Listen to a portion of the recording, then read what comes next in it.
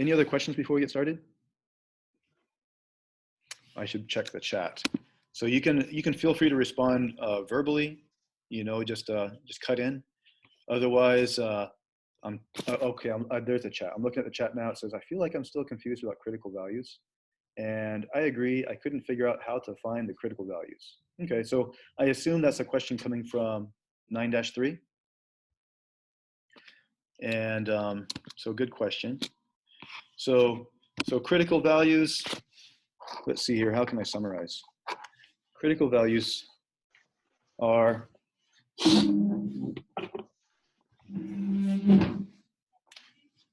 you're going to be in several different situations.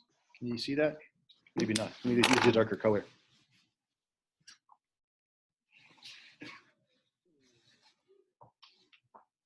So critical values are going to be for a left tail test. The critical value for a left tail test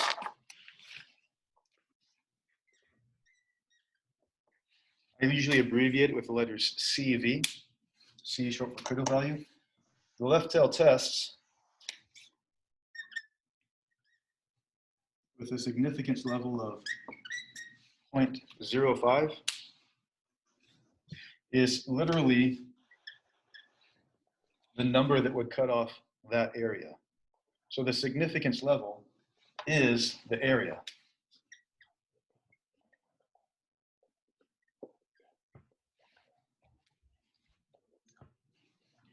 And if it's a right tail test, then it's pretty similar to that, okay? So if it's a right tail test, for example, let me reorient this like this.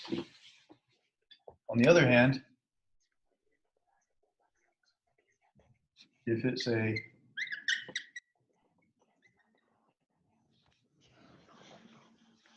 right tail test, alpha equal to 0.05, and you've probably come across some homework questions where maybe alpha was not 5%. In that case, it might be 10%, it might be 1%, it could be 2%. Whatever the case may be, that's just going to be the area of the tail. But now the critical value would be on the right-hand side of the graph. And what makes the critical value is that it's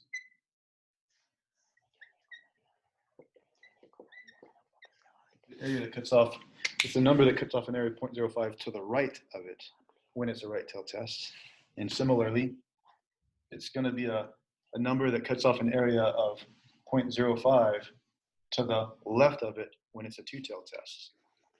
There is, of course, that third scenario, that is to say when it's a two tail test.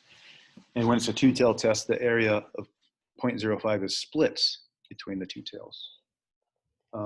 But I think if I was to guess what I think your question really is how do I do that? One, when I'm looking at the Z distribution, the normal distribution in other words, and how do I do that when I'm looking at the T distribution, and how do I do that when I'm looking at the chi-square distribution?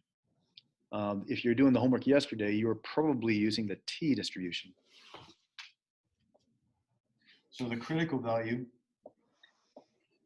whenever you're using the T distribution, like when you have matched pairs and the population standard deviation is not known,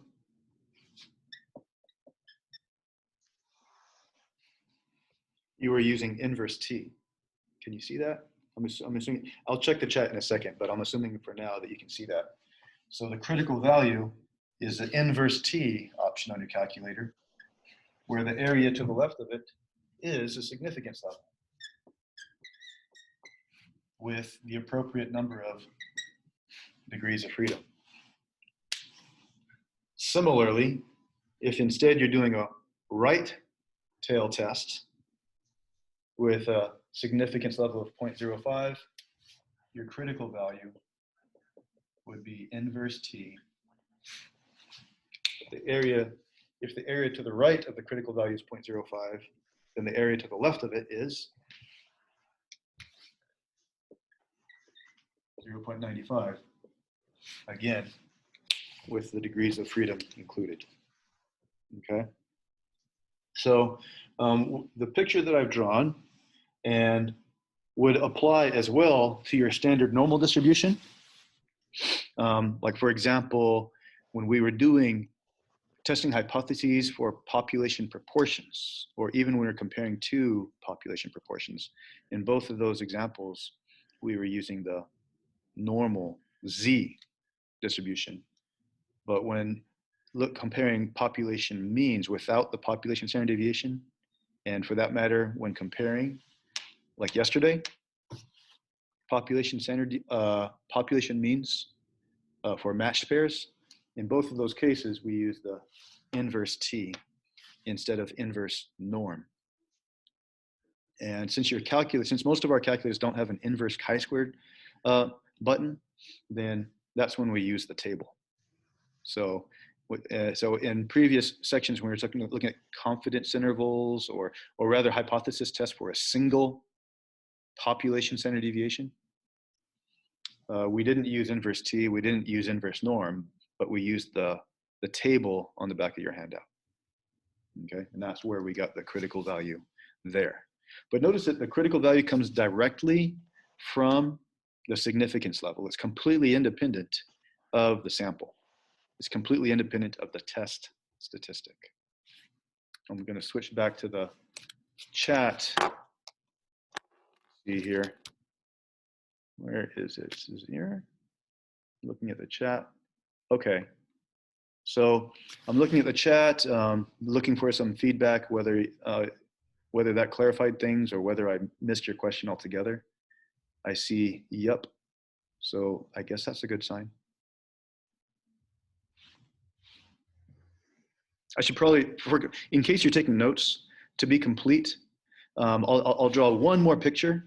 And so this is what the picture would look like if it's a left tail test. This is what the picture would look like if it was a right tail test. And if it was a two tail test, let's see here. Can I do it like this? If it's a two tail test,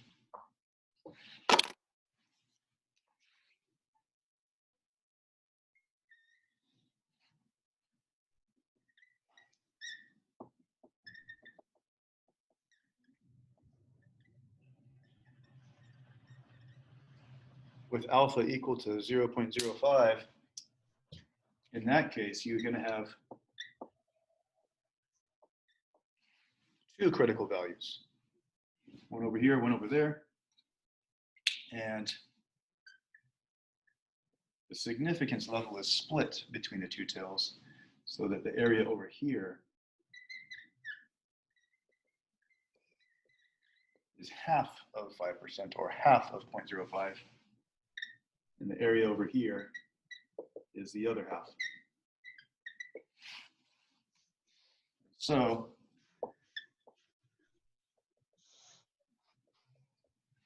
your critical value will come from the same place if it's a T distribution, except the one over here would be 0.025 with the degrees of freedom. And that's going to give you a negative number, and this one will be the same thing, just positive instead of negative. So for a two-tail test, you have two critical values. And yeah, so it does get tricky when you have to, because you have to remember that it's like a different sequence of steps, depending on whether it's a left tail test, right tail test, a two tail test. And I think the picture should be helpful to navigate your way through it.